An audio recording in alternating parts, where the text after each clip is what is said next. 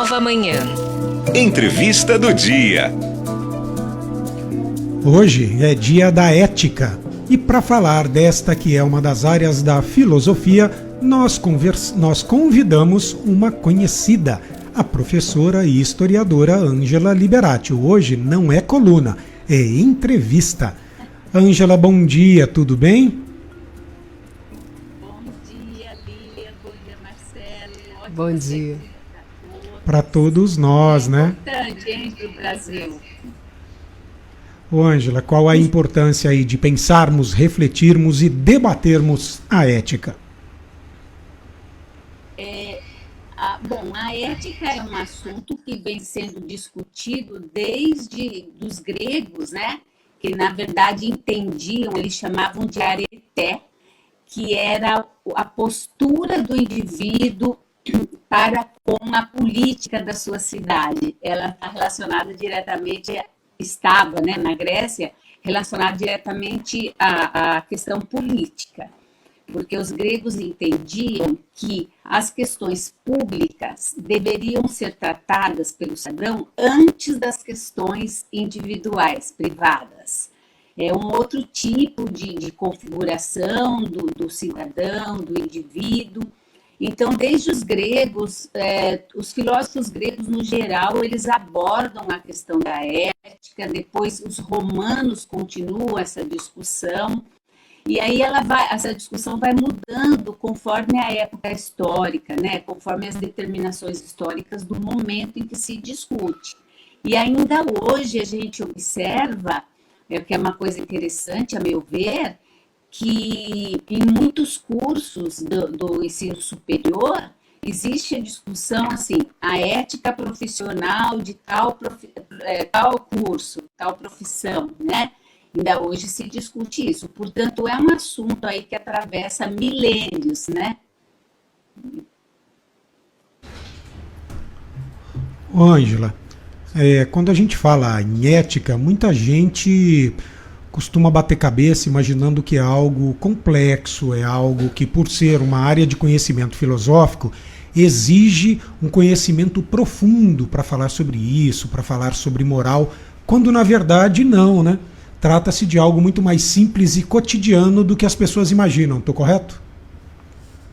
Não, corretíssimo, porque toda pessoa, para conviver em espaços públicos, para conviver, inclusive na própria família, precisa se constituir eticamente, né? Eu penso que talvez essa ideia da complexidade da ética se dá porque na leitura da filosofia e da história, os autores são mais complexos, mas a ética é uma coisa... Assim, a gente tem duas formas de entender a ética. Tem uma herança muito forte no Ocidente, que vem de Aristóteles. O Aristóteles tem um livro todinho dedicado à ética, né? Mas a ideia do Aristóteles é que a ética seria... o fim último da ética seria a felicidade. Mas a gente não pode ser apressado, porque felicidade para Aristóteles era agir racionalmente conforme a moral, né? Conforme a moral que existia na época, e seguir pelos exemplos os costumes. Só que ele era um filósofo aristocrata, ele era elitista, e ele entendia então que esse exemplo, ou seja, os costumes, a moral, deveria ser dado por uma elite intelectual. Vamos entender que nós estamos falando de uma época que não existe capitalismo. Então, a medida aí do que é ser elite seria o intelecto, seria intelectual. Então, os mais sábios, os filósofos, dariam os exemplos e tal. Aí, uma outra complexidade que eu entendo hoje são as pessoas não entenderem a diferença entre moral e ética, né? Moral é tudo aquilo que a gente vivencia coletivamente, são os costumes, é aquilo que não está escrito em nenhuma lei, mas que a gente segue, né? Então, coisas que a gente vivencia. Então você fala, uma moral brasileira. Existe uma moral brasileira, mas existe também, por exemplo, uma moral da nossa região, da nossa cidade, que são costumes que vão sendo estabelecidos, práticas, tipo de cultura, e que as pessoas, para se integrar coletivamente, elas têm que seguir. Isso é moral, então são os valores que são coletivos. A ética, pelo menos hoje, da forma como eu entendo, é como o indivíduo se encaixa, como que ele vivencia essa moral, como ele se coloca dentro desses costumes, dessas práticas que são coletivas, né? Então, não há complexidade em entender isso, porque a pessoa ter para si mesmo como que ela se coloca frente às questões e aos problemas também que vão ser invocados para a sua vida. O que ela se permite fazer consigo próprio, com o outro, né? Então, a ética seria, em termos mais contemporâneos, a constituição de si mesmo. Por isso que eu estava falando, quando a pessoa faz uma faculdade, ela entende ética profissional. Todo curso tem uma disciplina mais ou menos com esse título, né? E aí hoje a gente entende que isso não. Você não precisa. Ética, não há possibilidade de você dar aula de ética para alguém, porque a ética é a construção individual de cada um, né? Então, a pessoa que é ética na sua constituição, ela também vai ser ética frente à profissão, né? Não tem como você ser ético só numa coisa e não em outra, né? Acho também que uma outra coisa que dificulta é a gente ouvir muito falar assim, fulano de tal é antiético, a gente vê isso muito na política, né? É antiético, permitiu desviar dinheiro público, ele não tem ética. No meu entender, todo mundo tem ética, porque todos nós, desde pequenos, vamos nos constituindo como um indivíduo que convive na sociedade, não é assim? Essa é uma construção ética.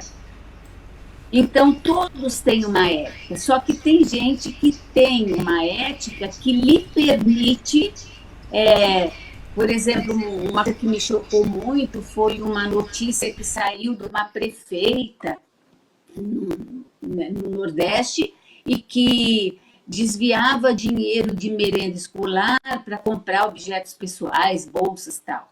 Aí fala, não tem ética. Não, ela tem uma ética, só que a constituição dela, ela constituiu-se de tal forma que ela não via problema em fazer isso. Outras pessoas se constituem de tal forma a ver nisso um problema grave, né?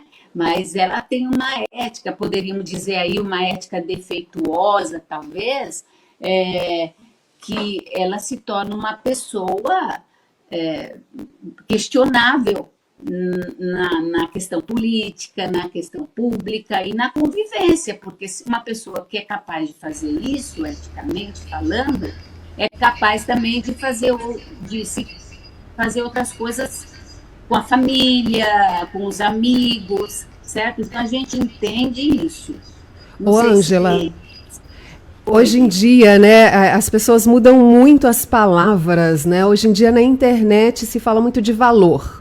O seu valor, isso vai de encontro ao meu valor, que praticamente a gente poderia estar falando, né, de ética. E a internet também, ela traz muito essa coisa, isso aqui é terra, todo mundo fala também a expressão, isso aqui parece terra de ninguém. E aí as pessoas vão ali, né, ou é o ódio, ou é a coisa do sigilo, e vão falando de tudo. Então, mexeu com a nossa ética ou nós esquecemos um pouco, né, desses valores, dessas éticas, dessa ética quando a gente está online?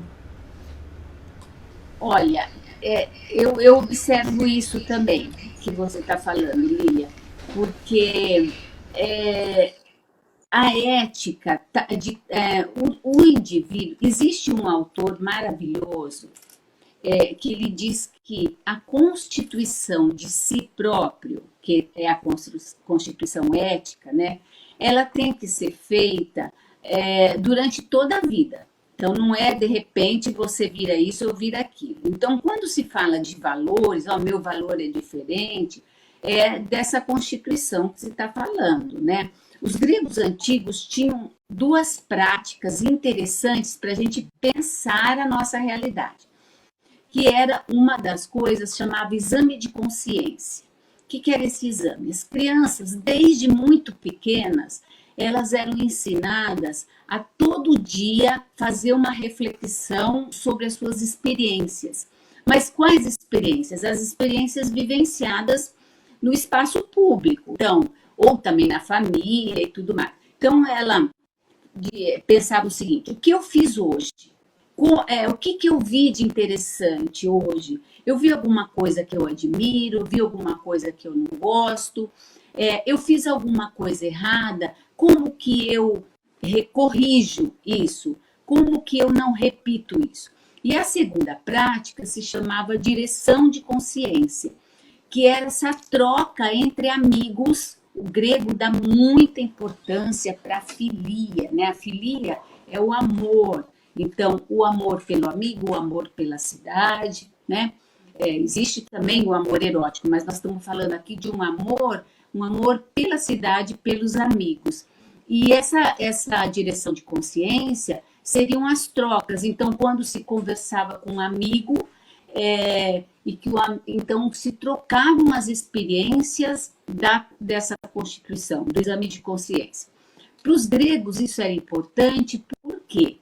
Porque quando o indivíduo se tornava adulto e um cidadão, ele teria um repertório que lhe orientaria na vida.